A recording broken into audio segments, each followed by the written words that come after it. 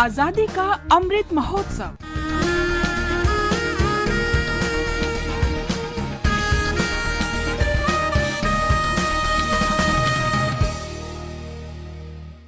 आजादी का सफर आकाशवाणी समाचार के साथ। आज हम भारतीय स्वतंत्रता संग्राम के योद्धा रविशंकर महाराज का भी स्मरण करते हैं, जिनका जन्म 25 फरवरी 1884 को गुजरात के खेड़ा जिले में हुआ था।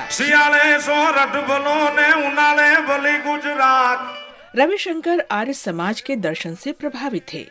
वे गांधी जी और सरदार वल्लभ भाई पटेल के शुरुआती और निकटतम सहयोगियों में से एक थे।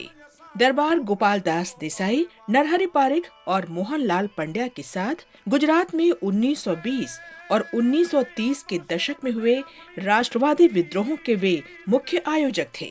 उन्होंने 1920 में सुनव गांव में राष्ट्रीय शाला की स्थापना की। उन्होंने अपनी पैतृक संपत्ति पर अधिकार छोड़ दिया और 1921 में भारतीय स्वतंत्रता संग्राम में शामिल हो गए। 1923 में उन्होंने बोरसाड सत्याग्रह में भाग लिया और हैदिया कर के खिलाफ विरोध प्रदर्शन किया। 1926 में उन्होंने बारडोली सत्याग्रह में भी भाग लिया और 6 महीने के लिए जेल गए।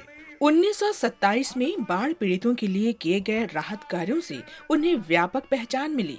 1930 में रविशंकर ने महात्मा गांधी के सत्याग्रह में भाग लिया और 2 वर्ष के कारावास की सजा काटी।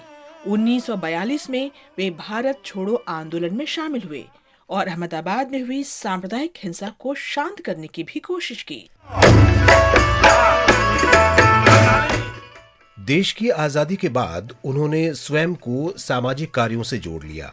वे भूदान आंदोलन में विनोबा भावे के साथ जुड़े और 1955 से 1958 के बीच 6000 किलोमीटर की यात्रा की।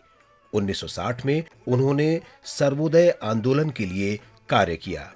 1 मई 1960 को जब गुजरात राज्य की स्थापना हुई तो उन्होंने नए राज्य का उद्घाटन किया। जब तक वे जीवित रहे तब तक गुजरात के प्रत्येक नवनियुक्त मुख्यमंत्री शपथ लेने के बाद उनके पास आशीर्वाद लेने जाते। 1 जुलाई 1984 को गुजरात के बोरसाड में उनका निधन हुआ। बोचासन के अध्यापन मंदिर में उनका स्मारक बनाया गया।